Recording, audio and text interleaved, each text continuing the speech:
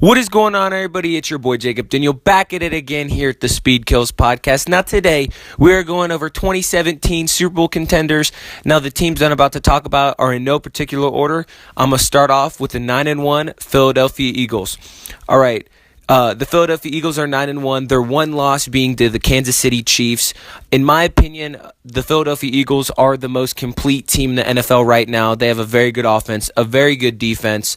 Their defense is averaging or giving up 18.8 points per game. That is 8th in the NFL. So they are a top 10 defense when you're talking about points allowed in a game.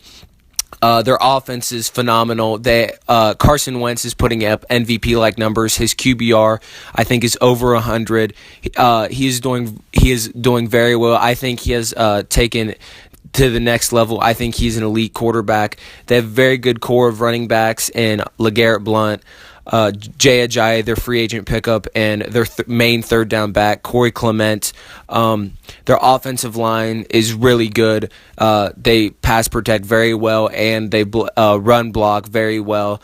They have a very good core of wide receivers, with Torrey Smith being a deep threat, Nelson Aguilar also being a deep threat, and then their number one receiver being Alshon Jeffrey. Carson Wentz has so many weapons around him, and he has been just exploiting defenses this season using all those weapons.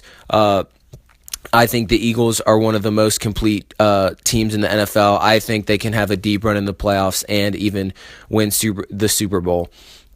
All right, my second team that I'm going to talk about is the 8-2 New Orleans Saints. Now, the New Orleans Saints start off the season 0-2. I think a loss to New England and a loss to Minnesota. They have now won 8 straight. This past week, they were down by 15 against the Redskins and were able to come back. The defense has improved, giving up 19.6 points per game. That is 9th in the NFL, so they're top 10 in points allowed.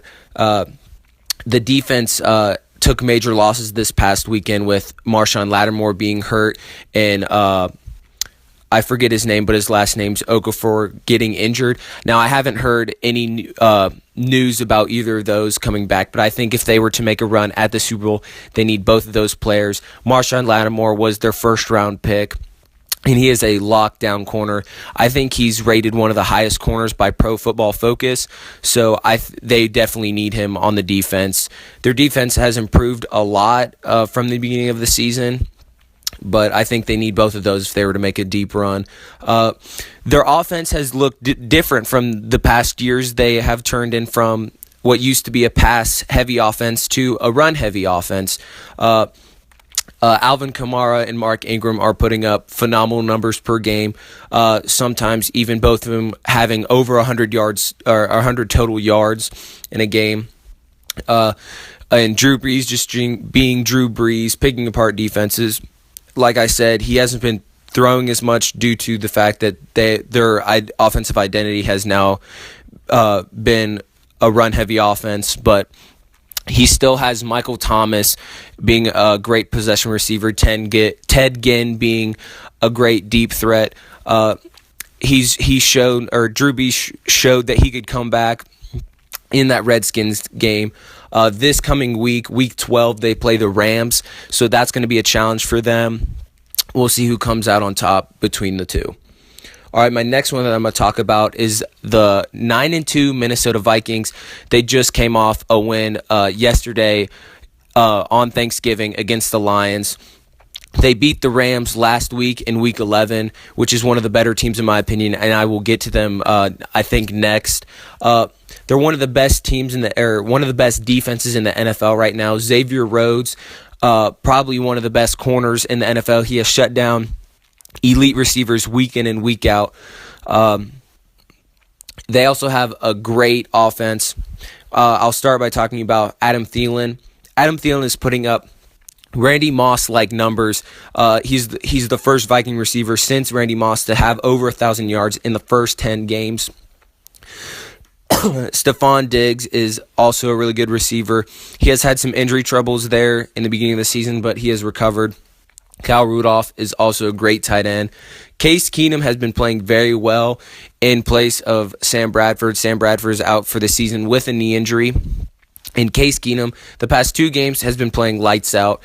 I didn't really think that the Vikings could, if they got in an offensive shootout, that they could win that with putting up a lot of points. But they have the past 2 games. He has been playing very consistent. So if he keeps that up, they will definitely make a long run in the playoffs. They with one of the best defenses and a decent offense, especially with those 2 wide receivers, I definitely think that they can make a deep run into the playoffs.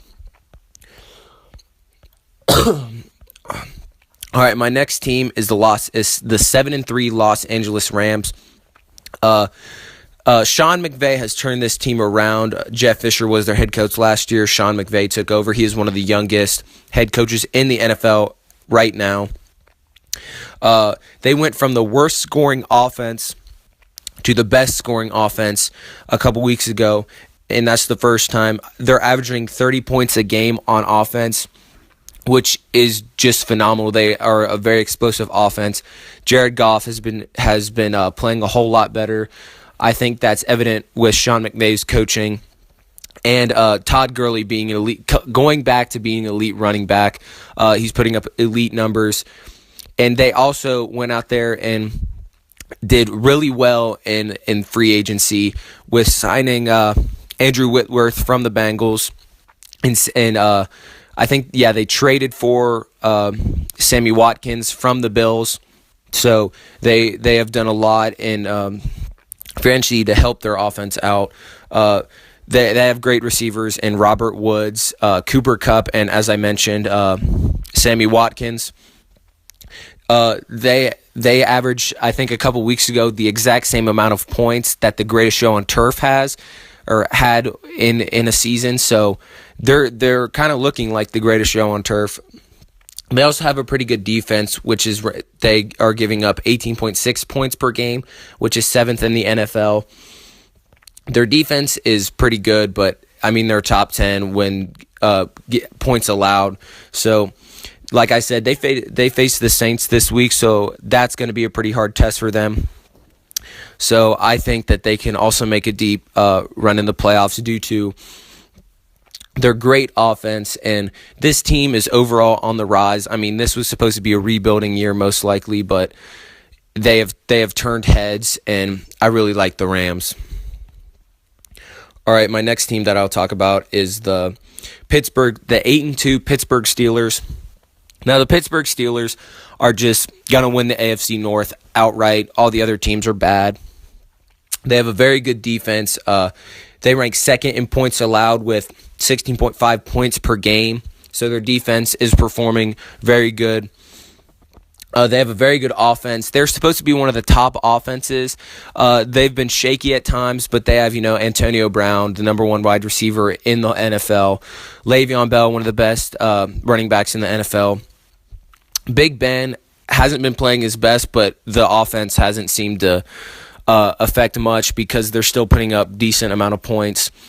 But they, like I've said, they've struggled at times, not being able to find the rhythm and just getting stopped over and over. But I think they're one of the better teams in the NFL. They're also very complete. But Big Ben's getting old. He's kind of running out of time, but they're still one of the better teams in the NFL. In the AFC East, or in the AFC in general, they're one of the better teams. They'll probably end up ranking 2nd behind the New England Patriots when it comes down to playoff standings, just because the AFC in general is really bad. But I like the Pittsburgh Steelers to make it to the Super Bowl from the AFC side. All right, my next team that I'm going to talk about is an old powerhouse, the dynasty, 8-2, the 8-2 New England Patriots. Tom Brady is just doing his thing. Bill Belichick just doing his thing that they always do. They always win. They always find a way to win. They always have a really good offense. Their defense struggled in the beginning of the year, but they have improved since then. They've improved steadily. So they're never, like I said, talking about the Steelers, I believe that they will end up being the number 1 seed in the AFC. And I think if the Pittsburgh Steelers and maybe even the Jacksonville Jaguars are between those two teams are the only two that could stop the the Patriots, but I think the Patriots are a heavy favorite in the AFC. Like I've stated before, the AFC isn't as strong as the NFC. The NFC has a ton of teams that are very good, and the AFC only has a couple that are even over 500. But I think that the AFC will end up being the Patriots at number 1, and then the Pittsburgh Steelers at number 2 with playoff standings. And I think another long shot at the Super Bowl right now is the Jacksonville Jaguars, just because their defense is so good. They rank number 1 with points allowed with like 14.1, so they have a really good defense. Also, Leonard Fournette on their offense is very good. Blake Bortles is Blake Bortles, so he's not very good, but he can get the ball to receivers at times.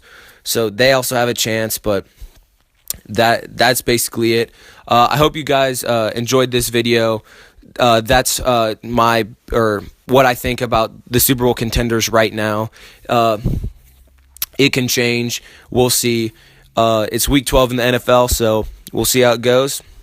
This has been Jacob Daniel at the Speed Kills Podcast. Peace.